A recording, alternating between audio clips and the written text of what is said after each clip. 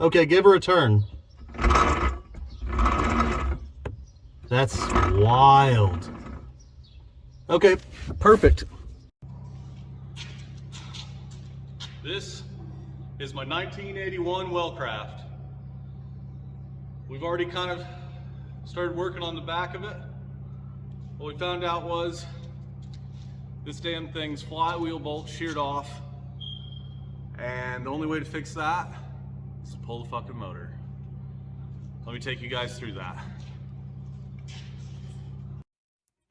Okay, so the video you just saw was of me discovering exactly why the flywheel bolts were out. And now I'm going to show you exactly what's going on there, or try and show you with the diagram where these bolts are. So here's your boat. This is a stern drive boat. So an outboard would have the motor just bolted onto the back right here, and it would come down and have the prop right here. My motor is a car engine that's inside the boat. So the flywheel bolts are in between the engine and the stern drive unit. So the stern drive is like the transmission of your car, and it's bolted on to the back of the boat and it hangs off. Normally you can't see it because it's below the water line. But at the back of the engine, there's a flywheel and an engine coupler. And the flywheel bolts bolt that to the back of the engine. There's no way to replace them without removing the engine and stern drive from the boat. So when these 6 bolts break off, the bolts are like $5 a piece, you have to literally remove your engine and remove your stern drive, which would be about an untold amount of money. So $400 for the stern drive removal. I know I've already had that done before in the past by a mechanic, and then the engine is probably $1,000. So at least $1,400 to have these removed from the boat, so they could be fixed. Now here's a little bit more of a diagram. So here's your engine, just an abstract engine. Your flywheel bolts with 6 bolts that look like this. This one's sheared off right here. Those bolts go through the engine coupler, through these 6 holes that I diagrammed here, into the crankshaft of the engine. You'll see what that actually looks like in the preceding videos. But those bolt onto the engine, and then your input shaft for the stern drive slides into the back of the engine coupler through the gimbal bearing at your transom. Transom is just the back side of the boat. It's the ass of the boat. And there's a hole in it where the gimbal bearing is, and basically it's just a bearing that holds your yoke or input shaft. That slides into the engine coupler, bam, bam, bam. And that's how you get power from the engine to your propeller. Alrighty, this is the removal of the 3.7 Mercruiser, aka 470. I'm going to show you guys what I disconnected real fast, just for a little bit of stuff. So right here, these 2 power steering things were connected into this hydraulic block for the power steering. Those run to this power steering pump. You can just disconnect those from the block, put them up there. I disconnected the throttle cable, which is now here. This block from right there, and then this end from this joint thing right here. Okay, so here's a little bit further explanation of what's going on here. So we have to take this whole engine out. So we have to disconnect it and all that shit. Here's a picture in the bell housing where these flywheel bolts are. You can see one's even standing loose. This is, if you can see my mouse pointer here, it's like behind the engine back here. So I'm gonna switch to a picture that's like over here on this side of the engine. This is the exhaust manifold. Like you can see it right here, but it goes back all the way. Here's the coolant reservoir / thermostat housing / also exhaust manifold. To remove the engine, you need to take out these bands, these hose clamps that are holding this rubber bellows tube to this exhaust pipe. So there's an exhaust pipe here. You have to take out this little Allen wrench, and there's 3 other Allen wrench bolts there. And here's actually a good picture of the rear motor mount bolt. So yeah, that's one of the final bolts you'll take out. Going through a little bit more at the back of the engine. So this is the transom, is this yellow right here. There's a bunch of little electrical cables. These are just bullet connectors you can snap out. There's a little block up here. I didn't take a good picture of it, towards the top of the screen, that you unscrew there. And right here, there's a hose. It's pretty hidden, and I didn't get a good picture of it. But this hose has to be unbolted from the transom plate. There's a little hose clamp back there that you can get a socket with an extension on. It's like up in here. You undo that, and you can just slide this hose right off of it. It's pretty easy, but you've got to remember to do those things before you start the lift on the engine. Also right here, I had a grounded to the valve cover. I had to take this off as well. Now we're on the opposite side of the engine, so we're against the transom, but we're on the right or starboard side. There's a few wires you have to take off here. So I took off this one. You can see it up here at the top middle. This is a ground strap coming to the, this is the power steering, or not power steering, the power trim system. So there's a ground here that's grounded to the engine.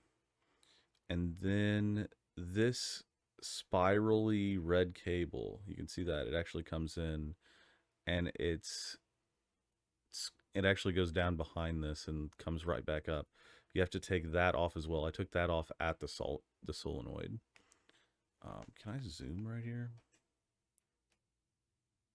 No, that's not it. Yeah. Anyway, yeah, it's right here. So you take those 2 off, and then right here at the bottom left-hand part of the screen, there are these 2 hose fittings that run to the power steering. Those are the ones you want to take off. Then at the front of the motor, you want to, I just took the whole motor mount out with it. So I unscrewed all of these bolts from the stringers and the bilge, and took this whole motor mount with me. All right, back to the vids.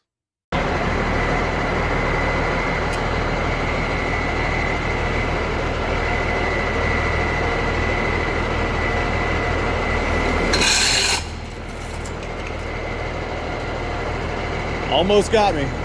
It's locked now. Now with the motor up on the stand, show you guys every single one of the fucking flywheel bolts. Sheared right fucking off. Don't make no sense. Here's the coupler. Here's all the holes. It looks like it took a little bit of damage, but the holes really, they don't look too bad. They don't look bent. Splines don't look too bad. It's covered in grease still, so I think this will be okay. But in order to torque all these down, I'm gonna take this plate off right here. So I'm taking these bolts out. They look pretty good. The next thing is take this little thing for the instrument panel off this plate. Get all these little hidden nuts and bolts out. They'll have that off, and we'll inspect the flywheel. All right, flywheel's off. Well, the flywheel's already off, and anybody who knows is going to see why.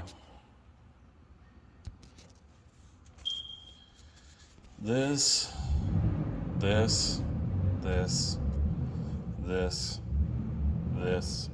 and this are sheared off flywheel bolts. So flywheel bolts would normally look like this, and you'd tighten them up and they'd be studs. This nut wouldn't be on there. and each one of those studs would actually go through these holes, then through these holes, and the nut would be exposed and hold this engine coupler like this on the motor with that flywheel in between these two. Those all sheared. Each one of those bolts is about $3, 6 of them. Nuts and washers maybe $3 a piece as well. So let's say 30 bucks for the bolts. But to fix it, you have to pull the whole fucking engine out of the boat. Actually, not only that, you have to pull the stern drive out. This is my brand new stern drive laying here on a pallet. Had to pull that as well just to get the motor out. Then we've got to drill these out. I'll try and get some video of that because it's gonna be a pain in the ass. It's gonna be dramatic, real dramatic. Gonna drill these out, center punch them, drill a hole into them, put in an easy out, and turn it the wrong way. Hopefully they'll spin. Each one of them will spin out. Then once that is done, we just reassemble everything and put this fucking thing back in the boat. Which actually isn't that bad if you have a fucking crane. So, yeah, that's what life is about. All right. Oh, I forgot. My dog wanted to tell you guys something. This flywheel housing is totally fine. Isn't it, Russ? Is it good? Is it good? I think he's saying, yeah, it's good. Let's go get lunch. All right, so we got them all out. This is one of the extractors that we used for these flywheel bolts. As you can see, where that shiny part is of the bit, these flatten out a little bit. And on these hardened steel bolts, you can really only do one bolt with one extractor. Now this is the extraction kit that came from. It worked, just not like super great. This is OEM tools. We got it at O'Reilly's. No. AutoZone. I think it was like 15 bucks. But the real thing that got us, I got 2 of those kits. We went through 4 of those extractors, but only got 2 things out. This Speed Out Pro, in combination with these Stinger spider bits that are like the blue colored armor, these Speed Outs worked perfectly. I'll show you what they look like. So it bit in and took all these out. We've got this one. Okay, so after this, we reinstalled the motor and tried to reinstall the stern drive. I say tried because when we put in the motor, what we found is, and tried to put the stern drive back in, this input shaft has to go through the gimbal bearing and it has to line up with the engine coupler. Well, that didn't happen. So we literally just, it would go to where it was like, had an 1.5 inches left, and we tried hitting it with a hammer and it wouldn't go in. What we found is that the motor mounts were actually missing some like critical spacers that were supposed to be there that weren't. So we had to like do all the stuff. It was a huge task. So I didn't videotape any of that. So yeah, let's just go straight to the marina. All right, guys, we're at the marina. We've got the boat here. We've got everything hooked up. We're in the water. I'm gonna have you guys here for the first start. Oh, here goes nothing.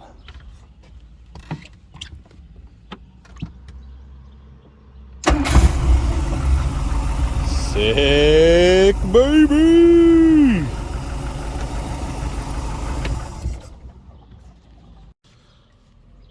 All right, I've got a slight issue. Boat's overheating. Don't really know why. It's not really overheating that bad. It went up to like 85, but it just did it really fast. All right, I'm gonna try and fix this. I'll be back. All right, so I've had the boat running now for like, I don't know, 15 minutes. And we're sitting right on 60 degrees Celsius, which is pretty badass. I'm an idiot. I did not put enough fucking coolant in. I only put 1.5 gallons in, and it needs about 3.5 gallons. So, yeah. Motor change complete. I also made another mistake, which I'll talk about here in a second. It's Memorial Day weekend! We got it on! Oh fuck, I lost my hat! Oh shit!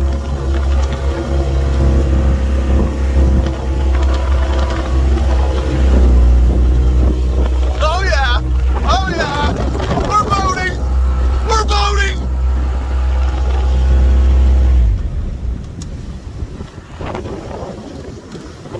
She runs like a fucking demon.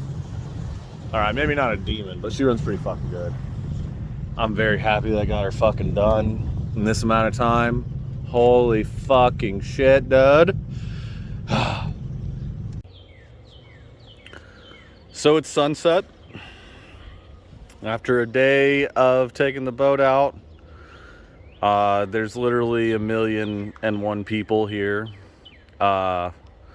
who didn't put their boat in time, and I'm the last one back, so I don't even get to be on the courtesy dock overnight or the loading dock. So this dock is what they use to line up the boats to get put on a forklift and take them back up to the racks over there. Instead, I'm on the fuel dock. So anyway, after a full day of boating, and I burned about 25 gallons of gas, I would say this boat is fully ready. Thanks, Dad, and my brother. Couldn't have done it without you guys. Just had to put this in at the end of the video. Hell yeah. You're doing great all weekend.